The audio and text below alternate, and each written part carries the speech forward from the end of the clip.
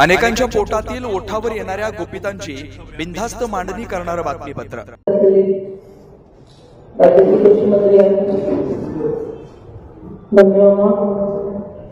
हर्षवर्धन पाटील, रविशंपा बजाज साहेब,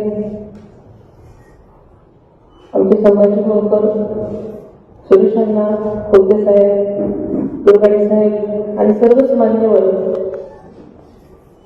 आणि आपण सगळे सिंगापूरचे सन्माननीय आदिवासी सदस्य आणि बंधूभगिनींनो, सर्वप्रथम मी पंचायत समिती आणि जिल्हा परिषद मध्ये सिंगापूर तालुक्याने संबंध पूर्ण सीट जिंकून जो विक्रम केला आहे त्याबद्दल मी तुम्हा सर्वांचं आणि सगळ्याच नेते मंडळी, कार्यकर्ते आणि जनता त्यांचे मी मनापासून आभार मानते।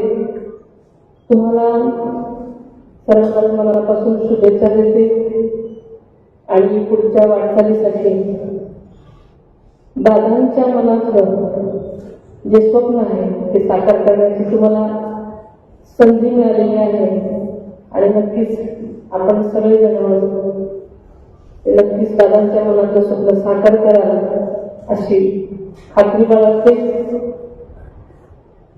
खरं तर हर्षवर्धन साहेबांनी आणि मामांनी सांगितल्याप्रमाणे मला आयुष्यात कधी वाटलं नव्हतं की मी इथे तुमचे शिकवले।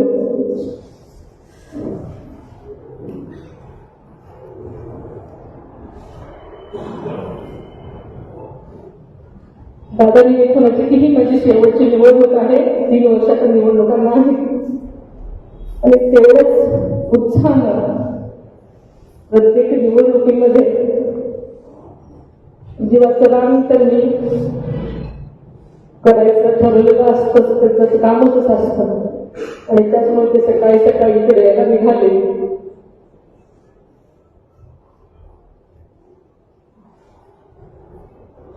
एका क्षणात आपण सगळे पोरके झालो, पण दादांचं हे काम आणि काम हेच एक ध्येय असल्यामुळे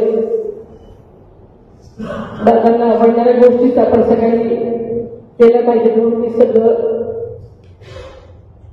बाजूला ठेवून बेधडक निर्भीड बिनधास्त मांडणी करणारा खबऱ्या लाईव्ह।